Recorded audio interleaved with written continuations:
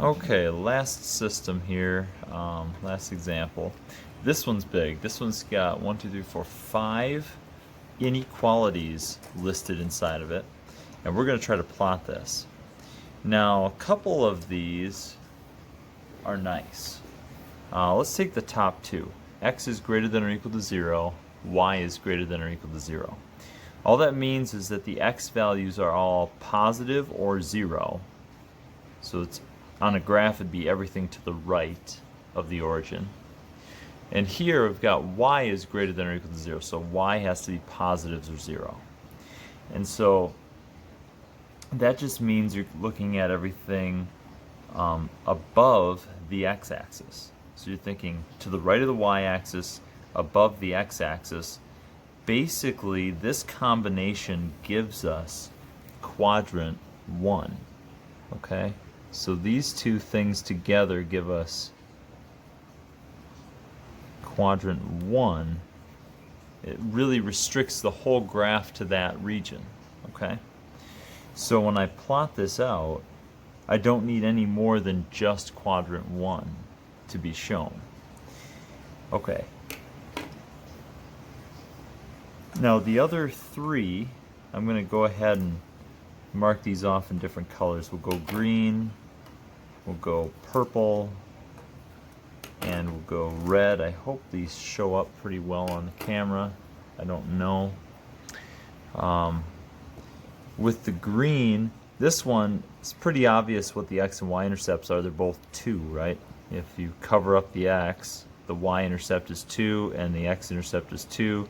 Here the y-intercept is 8, the x-intercept is 8. So those are pretty obvious. So I know from that 2, 0, and 0, 2 are on the graph of the first one.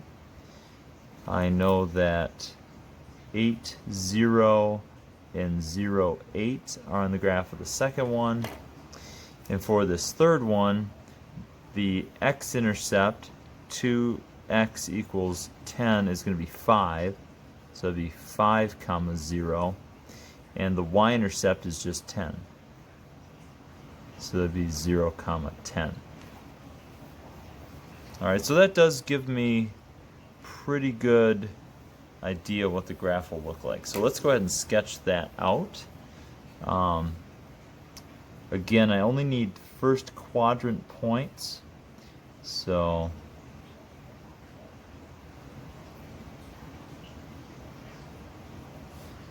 I'm off a little bit there at the end.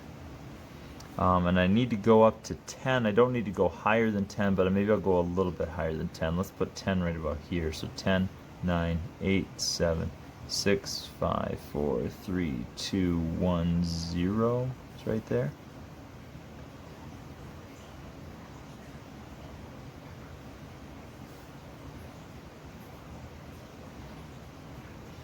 Alright, so let's start sketching this out. The red graph, 1, 2, 3, 4, 5, 6, 7, 8, 9, 10. Again, I'm using a scale of 1 all the way along this. And then an x-intercept of 5. 1, 2, 3, 4, 5. Okay, so that's the red graph. Actually on this, I think I'm going to use a straight edge. I've got a pad of graph paper here I'm going to use as a straight edge just to help me out in drawing this. So again, each of these inequalities includes the equal sign, so I can make these solid, not dashed, and you always want to keep that in mind. Okay.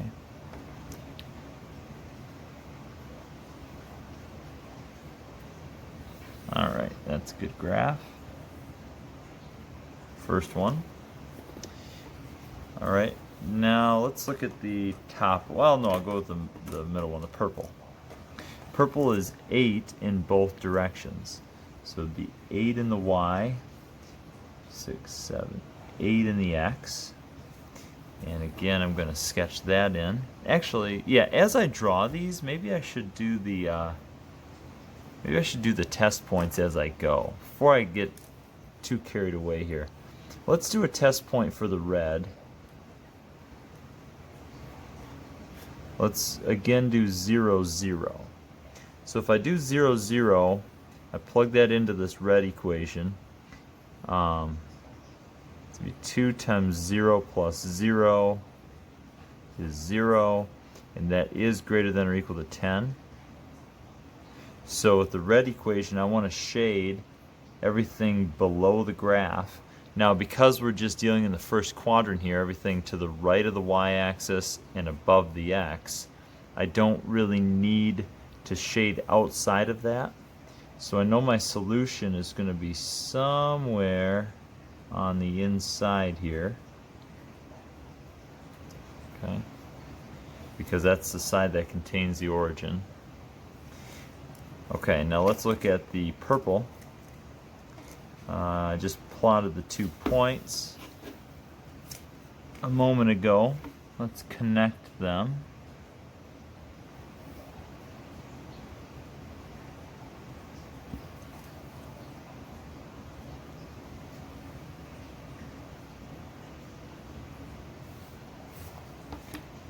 Alright, not too bad. And again, I'll try a test point for those. Do I have room there? Yeah, I got room. Test point. Again, I'll try 0, 0. And when I plug that in, I get 0 plus 0, which is 0.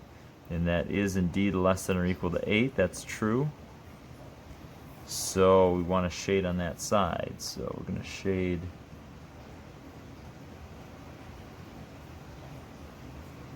down here to the left. Okay. Last one, the green.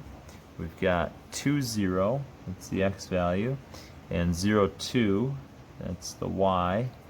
And I'm going to plot that graph.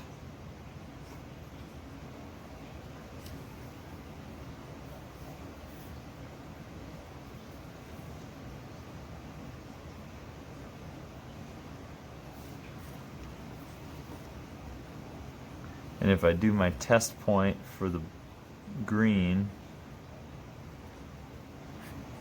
again 0, 0, when I plug those in, I get 0 plus 0, which is 0. That is definitely not greater than or equal to 2, so that's false. So I don't want to shade the side that has the origin. I want to shade opposite. So that's going to be all this stuff out here. So let's go back and forth this way. That right there. So I'm shading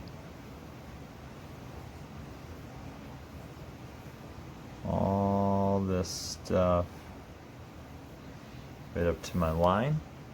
And so the final solution is the intersection of all of those regions. Okay?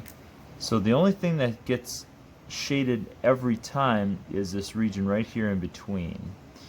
Alright, so coming down this way, cuts off there, and along the bottom. Okay, and so this region in here is the actual solution